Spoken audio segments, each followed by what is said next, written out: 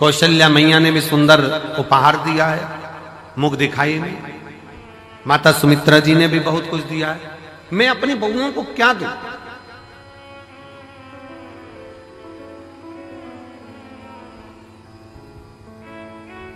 तब दशरथ बाबा ने कुछ समय के बाद एक फल मां जानकी जी की गोद में दिया और कहा, इस फल से हमारे घर की मर्यादा का स्मरण करिए। जानकी माता ने उस फल के टुकड़े करे और वो फल दशरथ जी के हाथ में ले जाकर दिया। दशरथ जी ने देखा कि जितने मेरे घर के सदस्य हैं उतने उस फल के टुकड़े हैं।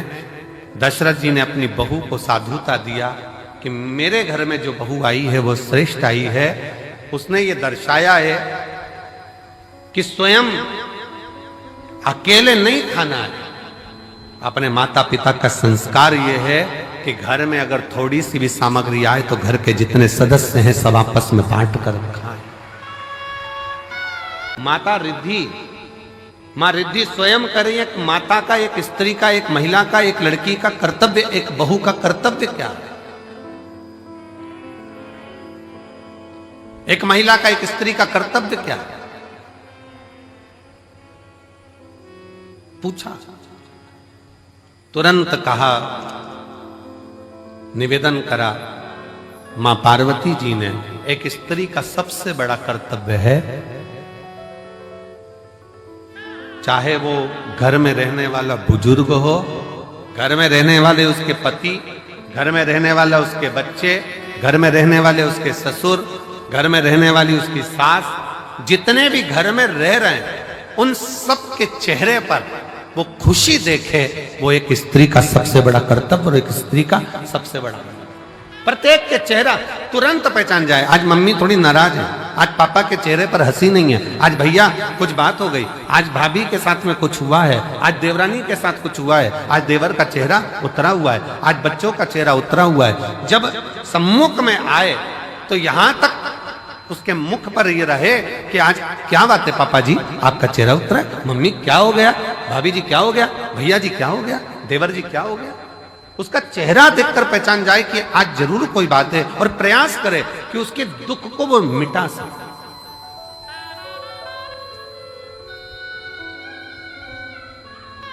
एक बात बहुत अच्छे तरह से कहेंगे, आज के जमाने में भूखे को भोजन कराने वाले ढेर सारे हैं, कम है क्या? जम के बोलो जरा। आज के जमाने में भूखे को भोजन कराने वाले बहुत सारे हैं, पर आज के जमाने में जो भूखा है, जो भूखा रहता है, उसको कमाने का तरीका सिखाने वाले कम है।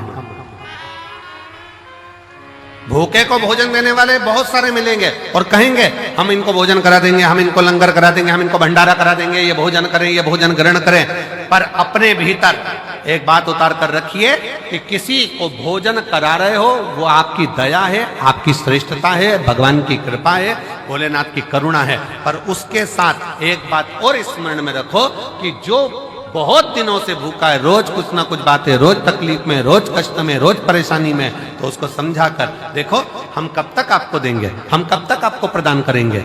एक काम करो, अब कुछ काम चालू करो, कोई व्यापार चालू करो, कोई व्यवसाय चालू करो, कोई ऐसा कार्य करो जिससे तुम्हारे जीवन में 2 रोटी रोज की आए और तुम्हें किसी के आगे हाथ फैलाना ना पड़ जाए। शिव महापुराण की कथा कहती है, कुबेरेश्वर धाम पर आने वाला एक एक व्यक्ति, एक पत्र है देख,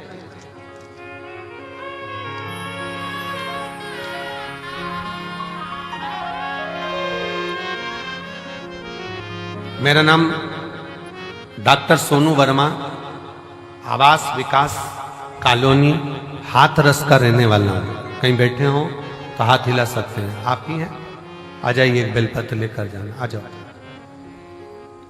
मेरा नाम डॉक्टर सोनू वर्मा, आवास विकास कॉलोनी हाथरस उत्तर प्रदेश का मैं निवासी हूं। गुरुदेव, मैंने शंकर भगवान का पीछा नहीं छोड़ा। अब जरा ध्यान से सुनना, जितने आस्था चैनल पर रुद्राक्ष महोत्सव को देख रहे हैं, जितने फेसबुक यूट्यूब पर रुद्राक्ष महोत्सव को देख रहे हैं, जितने लाखों की संख्या में इस ग्राउंड में बैठकर कंकर शंकर की धरा पर बैठकर कथा सुन रहा है, और जो मंदिर प्रांगण के अंदर अपना डेरा बनाकर बैठे हैं वो भी ध्यान से सुनना। इसने कथा कितनी सुनी है। गुरुजी, मैं भी डॉक्टर और मैं एक अन्य डॉक्टर के साथ में मिलकर हम लोग हॉस्पिटल आदि चलाते थे, पर कोई बात के कारण बस वो अलग हो गया, मन खराब हो गया, परिवार पूरा टूट गया। विचार करने लगे अब करें तो एकदम करें क्या। हिस्सा जो उसका था वो पूरा चले गया और मिला कुछ नहीं। अब करें तो करें क्या। तब परिवार के लोगों ने कहा कि एक बार कुबेरेश्वर धाम चलो और कुबेर भंडारी से प्रार्थना करते हैं वहां चलकर। जब कुबेरेश्वर धाम आए, कुबेर भंडारी से वहां प्रार्थना करने के लिए आए और कुबेर भंडारी से अपन प्रार्थना करते हैं। यहां आकर बाबा से प्रार्थना करी, कंकर शंकर की पूजन करी कि अब मुझे जो धोखा मिला है कृपा ऐसी कर दो कि मेरा खुद का क्लिनिक हॉस्पिटल चालू हो, खुद का कोई अच्छा कार्य चालू। गुरुदेव बाबा से कहकर विनती कर कर नियम लेकर गया कि मैं भी जब तक मेरा खुद का काम चालू नहीं होता मैं कथा के पंडाल में कथा सुनूंगा।